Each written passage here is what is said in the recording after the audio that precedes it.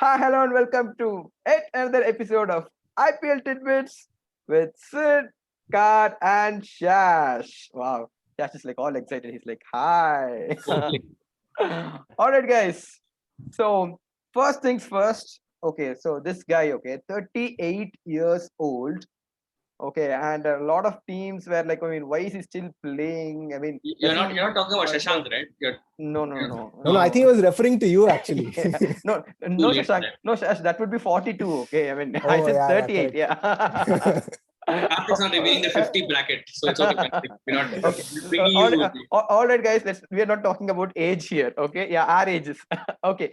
30 years old. Okay. So everybody thought, okay, I mean, does he still warrant a play? He's unfit. Okay. I mean, he's not able to run and everything.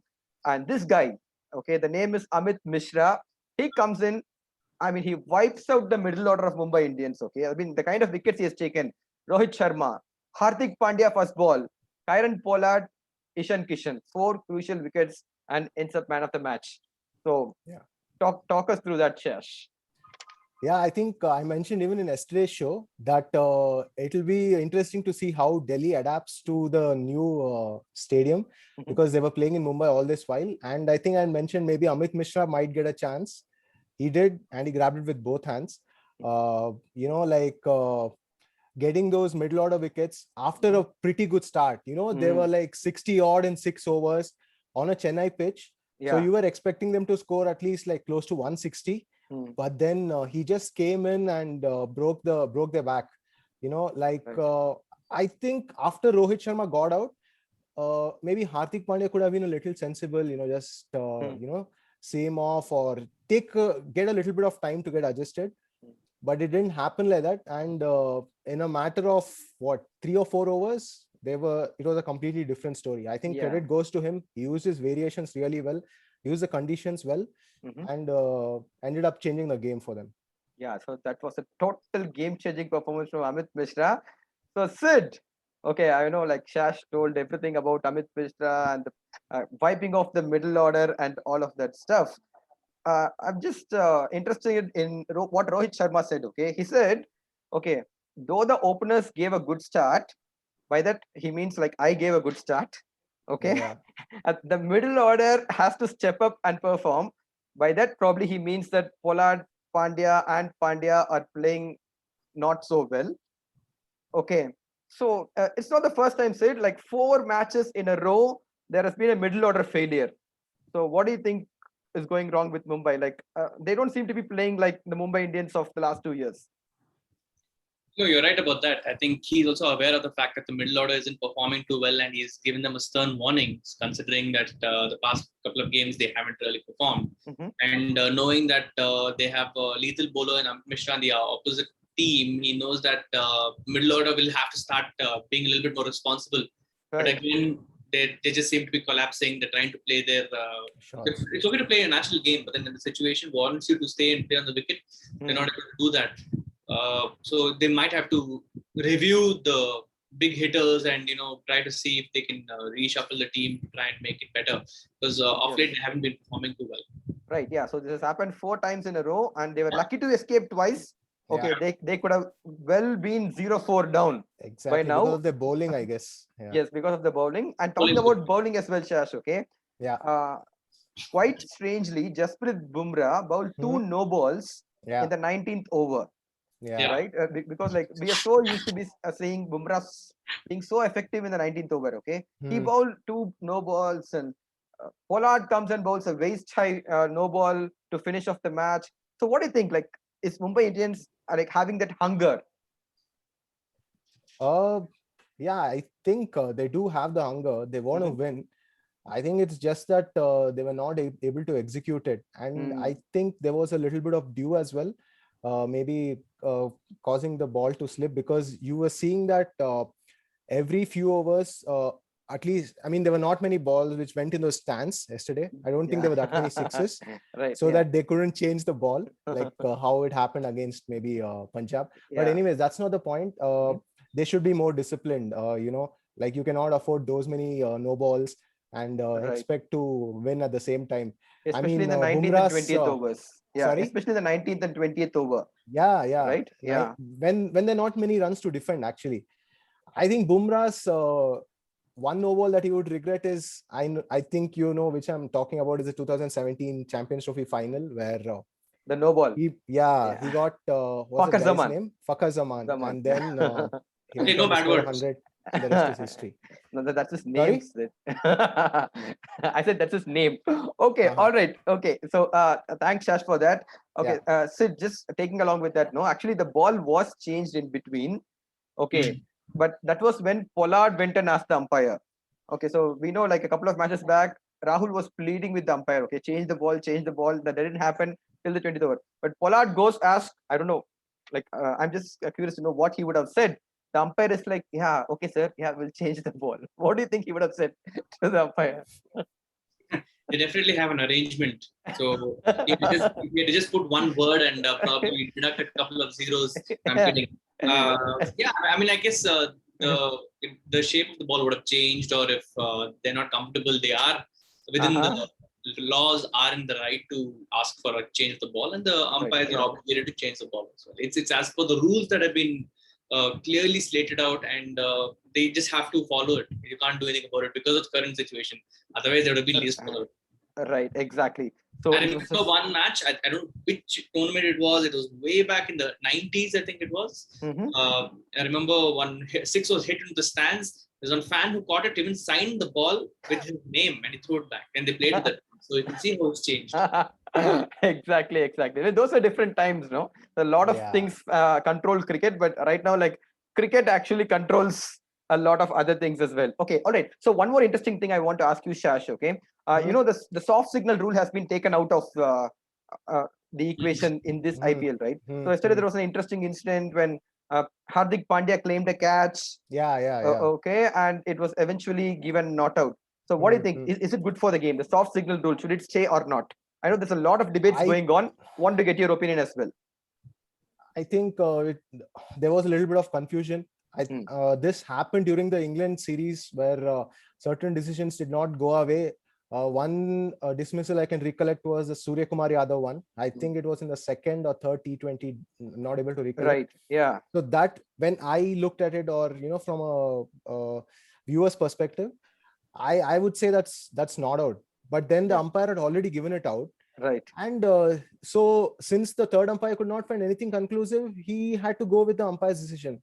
Right. So I would say currently, I think that's a good decision because yesterday I was not sure whether he caught it or not, because when he did catch it, it felt like certain part of the ball was hitting the ground. Right. So I think eventually the right decision was made.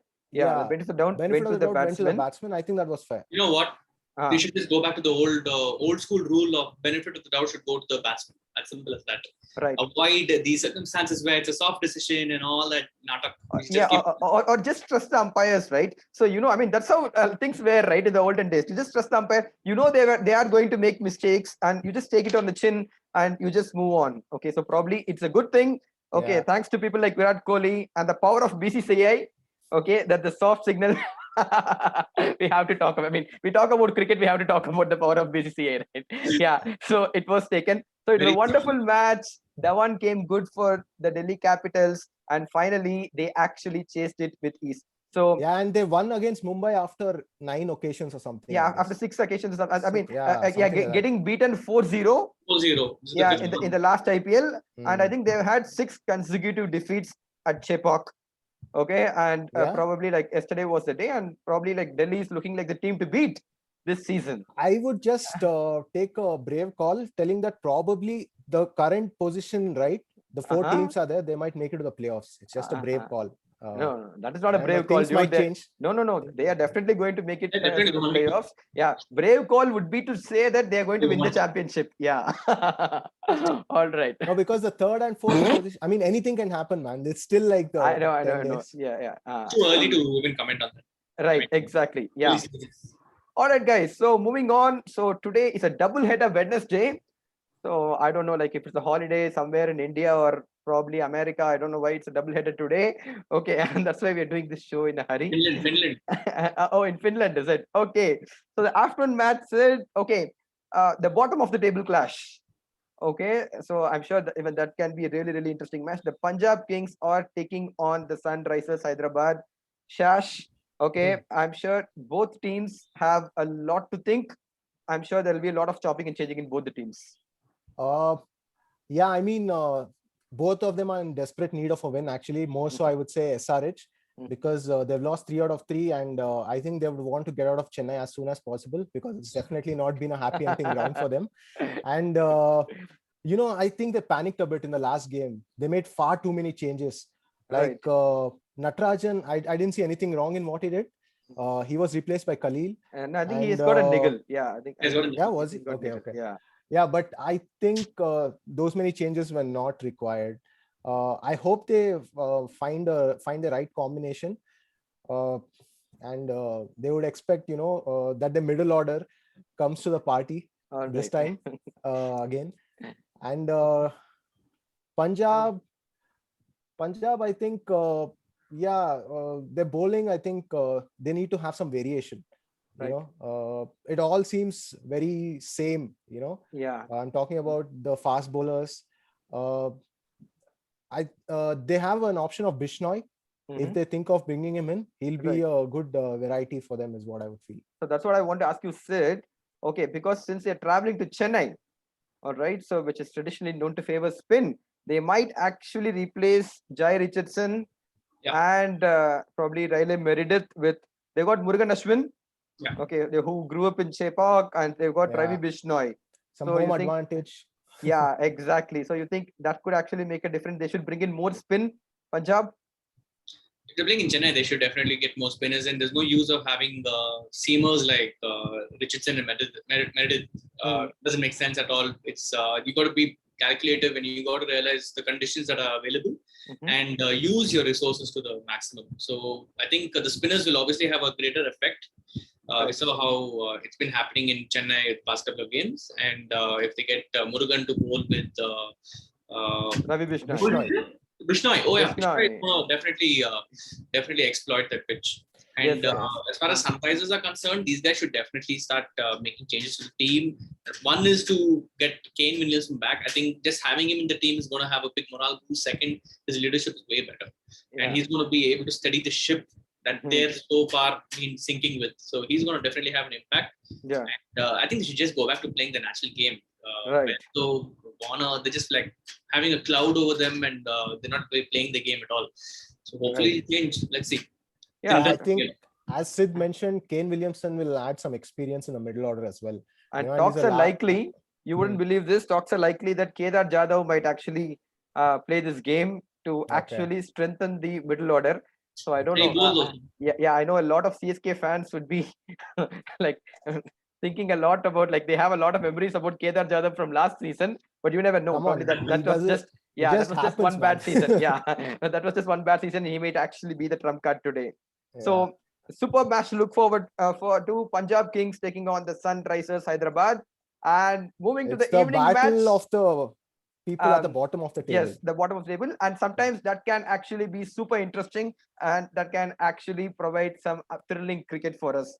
So moving ahead, the night match, which I am looking forward to, which I'm sure a lot of people are looking forward to, is the Kolkata Knight Riders taking on the Chennai Super Kings. All right, so you told like Sunrisers would be happy to get out of Chennai, and Morgan has already declared that he's actually happy to get out of Chennai because like they weren't sure on how to bat on those tracks. They're moving to a ground like Wankhade, comparatively smaller ground, like 56, 58 meter boundaries. Is it? 58-meter boundaries.